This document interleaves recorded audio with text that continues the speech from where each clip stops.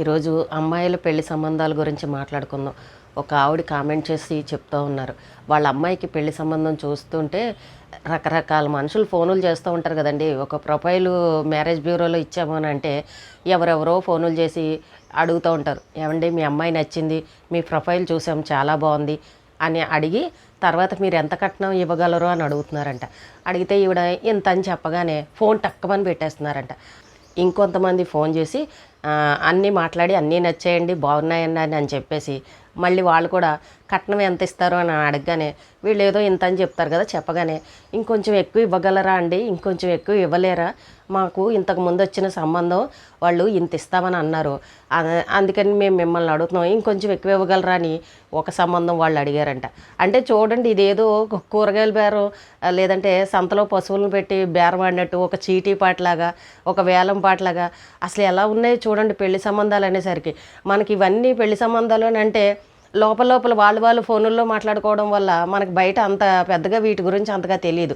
కానీ ఎవరైనా చెప్తుంటే ఆశ్చర్యం అనిపిస్తుంది. ఇంతకుముందు కాలానికి ఇప్పటికీ ఎంత తేడా వచ్చిందిరా దేవుడా అని అనిపిస్తూ ఉంది. ఆడపిల్లలు ఉద్యోగాలు చేస్తున్నారు, మగపిల్లలతో సమానంగా లక్షల్లో సంపాదిస్తున్నారు, చక్కగా చదువుకున్నారు, అన్నీ బాగానే ఉన్నాయి. అయినా కూడా కట్నం కోసం డిమాండ్ చేసేవాళ్ళు ఇంకా కనబడుతూనే ఉన్నారు. ఇంకొంతమంది ఫోన్లు చేసి అంటారంట, మీ అమ్మాయిని చూసాము, మీ అమ్మాయి నచ్చింది, మీ అమ్మాయి చదువు నచ్చింది, అన్నీ నచ్చిందా అని అడిగి ఉద్యోగం పెళ్ళైన తర్వాత కూడా కంటిన్యూగా చేస్తుందా అండి మానేస్తుందా అని అడుగుతున్నారంట. అడిగితే వీళ్ళు అన్నారంట, మీ ఇద్దరు ఇష్టం అండి, మీరు చేయించుకోవాలనుకుంటే చేయించుకోండి, లేకపోతే లేదు మీ ఇష్టమని అడిగిన వాళ్ళకి వీళ్ళు అలా చెప్తున్నారంట. పెళ్ళి అయిపోయిన తర్వాత మాకు అమ్మాయి ఉద్యోగం చేయాల్సిన అవసరం లేదండి, ఇంట్లో ఉంటే చాలని కొంతమంది అడుగుతున్నారంట. ఇంకొంతమంది అడుగుతున్నారంట, మీ ఫ్యామిలీ ఫోటో పంపించండి, వాట్సాప్ చేయండి, మీ ఫ్యామిలీ కూడా మేము చూడాలని అనుకుంటున్నామని ఇంకొంతమంది ఇద్దరు ముగ్గురు అడిగారంట. సరే అని వీళ్ళు ఫోటోలు షేర్ చేసి పంపించాక ఆ సంబంధం వాళ్ళు మళ్ళీ ఏ సమాధానం చెప్పలేదంట. అంటే మరి వాళ్ళకి తల్లిదండ్రులు నచ్చలేనట్టున్నారు, అమ్మాయి నచ్చింది తల్లిదండ్రులు నచ్చలేనట్టున్నారు, ఇంకా వాళ్ళు సైలెంట్ అయిపోయారంట. అంటే ఎంత దరిద్రంగా ఉన్నారో చూడండి. చేసుకునేదేమో అమ్మాయిని, ఈ అమ్మాయి వాళ్ళ ఇంటికి వెళ్తుంది, తల్లిదండ్రులతో పని ఏంటి చెప్పండి. కొంతమంది తల్లిదండ్రులు ఫ్యామిలీ ఫోటో పంపించండి అని కూడా అడిగారంట. రకరకాల మనుషులు ఉన్నారు చూడండి. ఎప్పుడో ప్రేమించుకున్న వాళ్ళు, ఇంకా బాగా ఇష్టమైన ఉన్న వాళ్ళు ఎవరో ఒకరిద్దరు అలాగే ఏమీ తీసుకోకుండా చేసుకుంటున్నారు. కానీ చాలా మటుకు ఇప్పటికీ కూడా పెద్ద పెద్ద ఉద్యోగాలు చేసే పిల్లల దగ్గర కూడా కట్నాలు తీసుకుంటున్నారు. అప్పుడు కాలంలో చదువులును ఈ ఉద్యోగాలు లేని వల్ల కట్నాలు ఇచ్చేవారు, కానీ ఇప్పుడు కాలంలో కూడా కట్నాలు అడుగుతున్నారు. ఎక్కడ ఎవరు తగ్గారు చెప్పండి? ఎవ్వరూ తగ్గలేదు. వాళ్ళ ఊర్లో ఒక ఆయన తెలిసిన ఆయన ఇలాగే సంబంధం ఉంది మీ అమ్మాయికి అని చెప్పగానే ఆవిడ ఆడపిల్లల తల్లిదండ్రులే కదండి అడగాల్సింది ఎలా అయినా అని చెప్పి ఆవిడ ఫోన్ నెంబర్ తీసుకుని అబ్బాయి తండ్రికి ఫోన్ చేసి అడిగిందంట, మేము పలానా వాళ్ళవండి, మీ ఇంట్లో అబ్బాయి ఉన్నారని తెలిసి సంబంధం గురించి అడుగుదామని చేసాము, మా అమ్మాయి ఇలా చదువుకుంటుంది, ఇది అదే అని అన్నీ ఆవిడ చెప్పిందంట వివరాలు.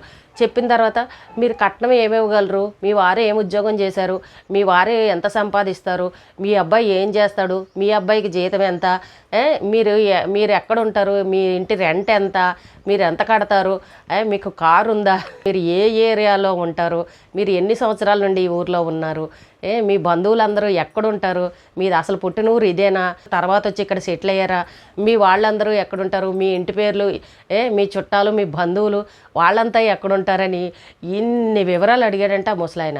అన్నీ అడిగిన తర్వాత మీరు ఎంత కట్నం ఇవ్వగలరు అని అడిగాడంట. లాస్ట్లో ఇంత అని చెప్పగానే ఆయన సరేలేండి మేము ఆలోచించి మీకు ఏ విషయం మేము మీకు తర్వాత చెప్తాంలేండి అని చెప్పేసి ఫోన్ పెట్టేశాడంట. చూడండి, అలాంటి వాళ్ళు కూడా ఉన్నారు. ఇంకా పెద్దవాళ్ళకి చేదస్తాం అంటాను చూసారా, అటు 7 తరాలు ఇటు 7 తరాలు చూస్తారని అంటారు చూసారా, ఇదన్నమాట. ఇప్పుడు ఆయనకి అమ్మాయి నచ్చింది అనుకోండి, మాట్లాడి చేసుకుంటే అయిపోతుంది కదా. వీళ్ళు ఇంటి రెంట్ల దగ్గర నుంచి వాళ్ళ ఉద్యోగాలు, వాళ్ళ జీతాలు, వాళ్ళ పిల్లల ఉద్యోగాలు, వాళ్ళు ఉండే ఏరియా దగ్గర నుంచి కూడా ఇన్ని వివరాలు అడిగి తెలుసుకుని లాస్ట్కి కట్నం గురించి చెప్పగానే మేము ఆలోచించి చెప్తాంలేండి అని ఫోన్ చేస్తామని చెప్పారు. ఇలాంటి వాళ్ళ ఇంటికి పిల్లని పంపించాలన్నా భయమే కదండి. ఇప్పుడు ఎంత కట్నం ఇచ్చినా మగవాళ్ళు అయ్యుండి మామగారే అయ్యుండి ఈ రకంగా కట్నాల గురించి మాట్లాడుతుంటే అమ్మో రేపొద్దున్న వీళ్ళకి ఎంత డబ్బు ఆశ ఉంది, రేపొద్దున మన పిల్లని పంపిస్తే బాబోయ్ ఏమంటారో ఏం చేస్తారో, పెట్టుపోతల దగ్గర తేడాలు వస్తే ఎన్ని గొడవలు జరుగుతాయని తల్లిదండ్రుల మనసులో ఎంత భయంగా ఉంటుంది చెప్పండి. అలాంటి వాళ్ళు కూడా ఉన్నారు. అందరూ పైకి చెప్పుకునేది ఏంటంటే ఆడపిల్లలకు పొగరు, ఆడపిల్లలకి ఇది, ఆడపిల్లలకి అది అని ఈ రకంగా మనం అనేస్తాం. కానీ కొంతమంది మంచి పిల్లలు ఉన్నారు, చక్కగా తల్లిదండ్రులు చెప్పినట్టు విని ఒదుగ్గా ఉన్నవాళ్ళు ఉన్నారు. అలాంటి వాళ్ళకి ఎక్కువ కష్టాలు ఉంటాయి. రఫ్ అండ్ టఫ్గా ఉండి నువ్వెంత అంటే నువ్వెంత అని ఎదురు సమాధానం చెప్పే పిల్లలు కూడా ఉన్నారు. ఇంకా అది అవతల వాళ్ళ మెంటాలిటీని బట్టి ఉంటుంది, అవతల వాళ్ళ ప్రవర్తన బట్టి ఉంటుంది, అవతల వాళ్ళు మాట్లాడే దాన్ని బట్టి ఉంటుంది. కొంతమంది ఇలాగే పెళ్ళిళ్ళలో ఏదైనా డబ్బు కోసమో కట్నం కోసం ఏదైనా గొడవలు పెట్టుకున్నారనుకోండి, తర్వాత ఈ అమ్మాయి అక్కడికి వెళ్ళిన తర్వాత ఇంకా అదే కసి పెట్టుకుంటుంది.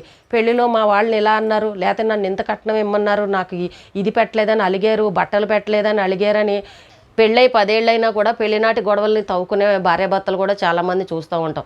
కాబట్టి ఎప్పుడైనా సరే మీరు అమ్మాయి ఇచ్చేదాని గురించి ఆశపడకూడదు. మీకు అమ్మాయి నచ్చింది, చదువు నచ్చింది, ఉద్యోగం నచ్చింది, అన్నీ నచ్చాయి అన్నప్పుడు ఆ అమ్మాయి వచ్చేది మీ ఇంటికి. కాబట్టి మీకు నచ్చింది అని అంటే ఆ అమ్మాయిని చూసి చేసుకోవాలి. కానీ ఇలా కూరగాయల బేరల్లాగా తల్లిదండ్రులని మీరు కట్నం ఎంత ఇస్తారు, వాళ్ళ ఉద్యోగాలు, వాళ్ళ జీతాలు, వాళ్ళ ఫ్యామిలీ గురించి ఇవన్నీ అడగడం అనవసరం కదండి. కొంతమంది ఆ రకంగా అడిగి బాధ పెట్టేవాళ్ళు కూడా ఉన్నారు. ఎలాగ సంబంధం కుదిరిన తర్వాత ఎలాగ అన్నీ మాట్లాడుకుంటారు, అన్ని విషయాలు ఎలా అయినా తెలుస్తాయి. కానీ ముందే అన్నీ అడిగేసి మీ సంబంధం వద్దు అని అంటే ఎంత బాధగా ఉంటుంది చెప్పండి.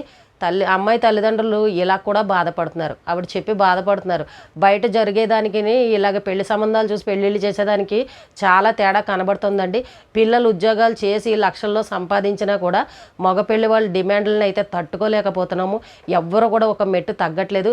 మా అమ్మాయి సంపాదిస్తుంది కదా అని చెప్పినా కూడా వాళ్ళు ఏంటో మరి అయినా కట్నాలు అడుగుతూనే ఉన్నారు. గురించి వీడియో చేయండి, కొంచెమైనా మగపిల్లల తల్లిదండ్రులకు అవగాహన అనేది వస్తుందేమో.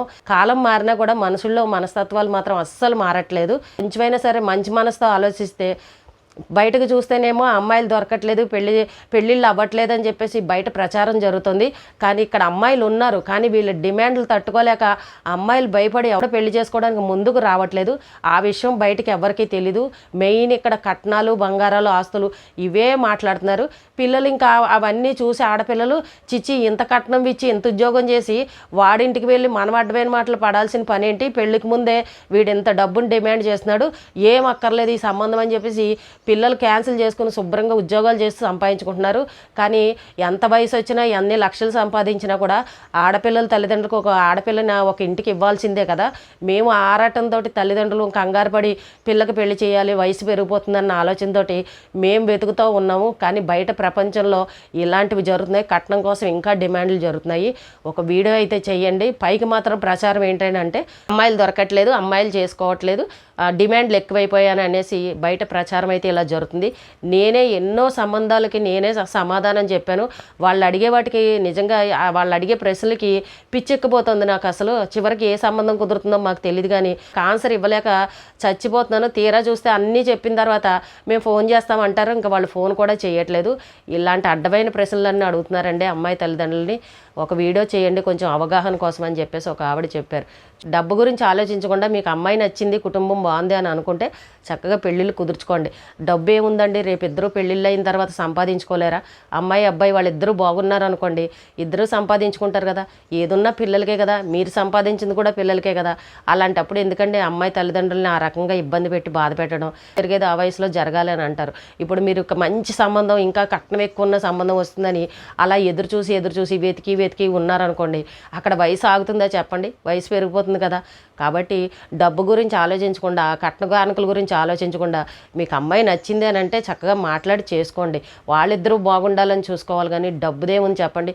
ఇప్పుడు అమ్మాయి ఇంత కట్నం తీసుకొచ్చాక మీ ఇంట్లో ఏ గొడవలో ఉన్నాయనుకోండి, ఆటోమేటిక్గా అమ్మాయికి ఉంటుంది, నేను ఇంత కట్నం తీసుకొచ్చాను నీ చేత నేను ఎందుకు మాట్లాడాలని ఒక ఈగో కూడా అమ్మాయికి ఉంటుంది. ఎందుకు ఉండదు చెప్పండి? కట్నం తెచ్చిన అమ్మాయి మీ ఇష్టం వచ్చినట్టు మాట్లాడితే ఊరుకుంటుందా?